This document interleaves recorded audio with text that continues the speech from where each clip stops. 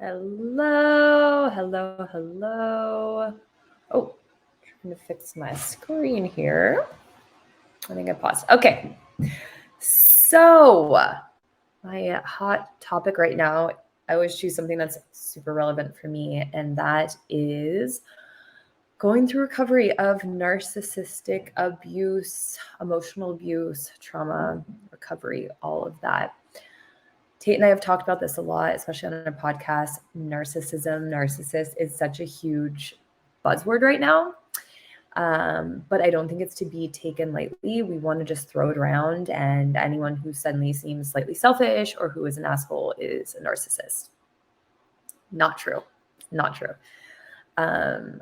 When you are dealing with a narcissist, and if you have, I've been posting some reels and posts lately, and I've had already a few women reaching out to say, yeah, me too. You know the difference. You know the difference. The manipulation, the gaslighting, the fear that you live in. Gaslighting, that's another term where I feel like we just want to throw that around. I never really understood what it meant until I started my recovery process. I didn't even know I had been in a narcissistic relationship because I didn't really know what it was. Because again, we're really just kind of throwing the word around frivolously. Gaslighting is when anything and everything is turned around on you and you completely question all of your reality, anything and everything, and kind of feel like you're living in the Twilight Zone half the time. That being said, the effects of that are huge. It causes you to be super paranoid. It causes you to be really deep in your self-doubt, insecure, constantly, hello, Tracy, constantly second guessing yourself. It makes it really hard to be in a relationship after. That is something I work hard on in my relationship with Tate, is not letting the insecurities and the fear from the past overrun our relationship, because it is so deep and so real. One of my favorite facts about narcissist recovery and relationships is that they say it is like 4 times harder to quit the relationship or let go of the connection with the narcissist than it is to quit heroin, which I feel like is very fucking crazy. A really interesting fact, and I believe it. Part of what I want to talk about today is the effects that it has on your nervous system and your body. I share all the time about trauma in the body and how our body holds on to the trauma until we find a way to release it. And that involves our nervous system.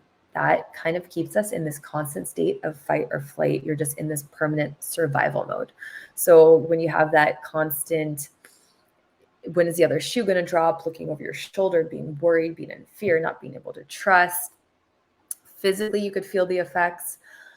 Example for myself, I will, when I get deep into sort of an episode or a period of time where maybe old trauma is coming up or new trauma is happening, I will suddenly have a moment where I take a deep breath and I breathe, and I'm like, oh my God, I've been holding my breath. I hold my breath.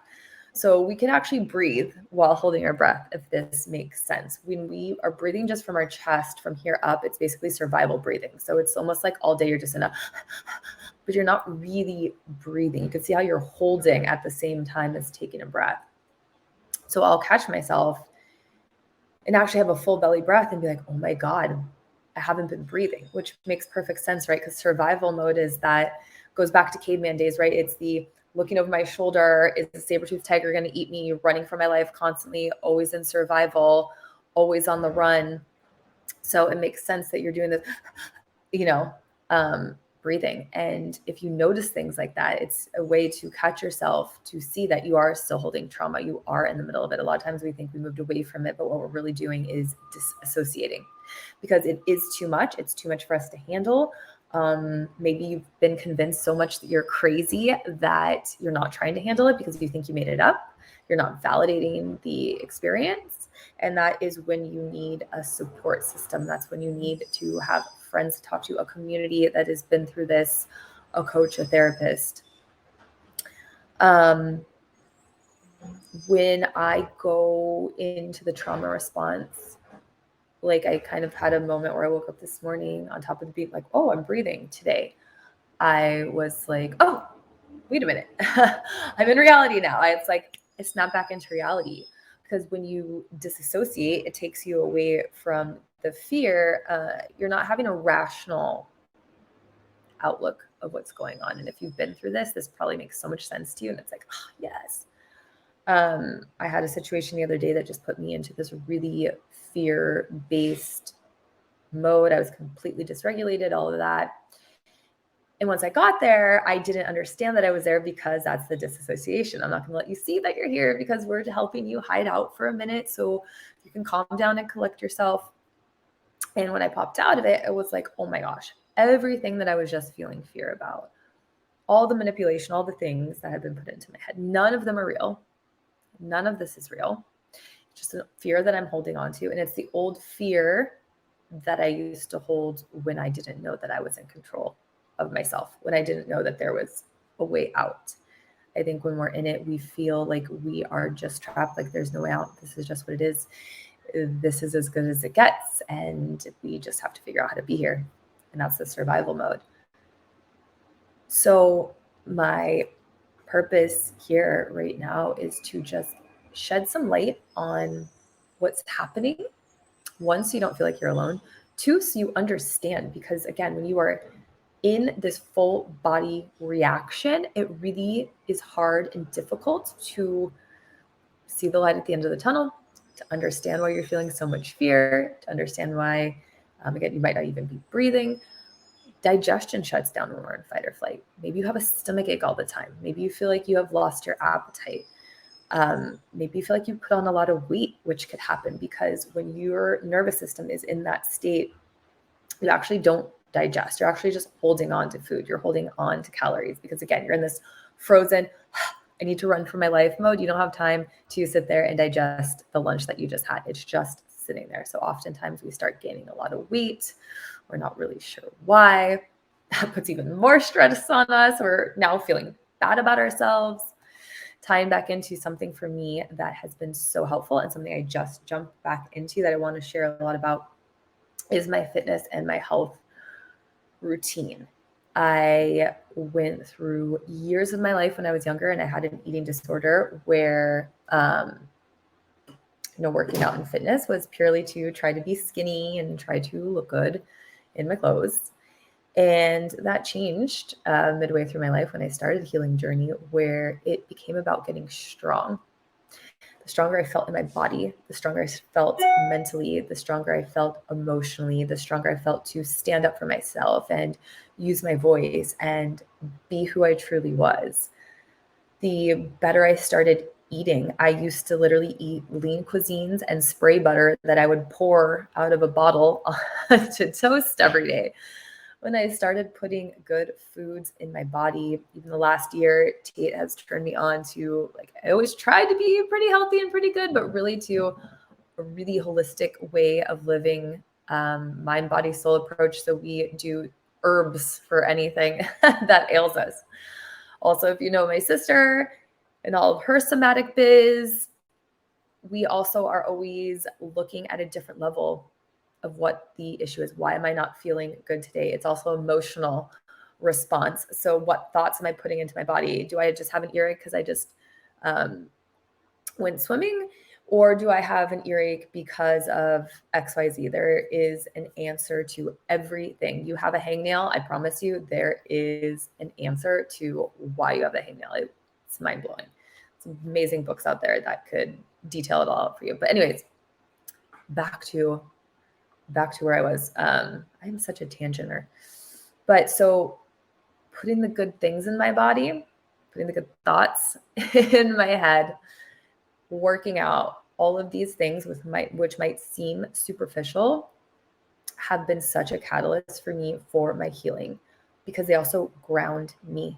When you are feeling lost and spirally and scared, I promise you, when you have a routine where you get up in the morning and you force yourself to show up in the gym, and I'm not talking you have to go lift heavy weights or go to CrossFit. I'm talking you could do a body weight workout. You could do yoga. You could do it all in your living room.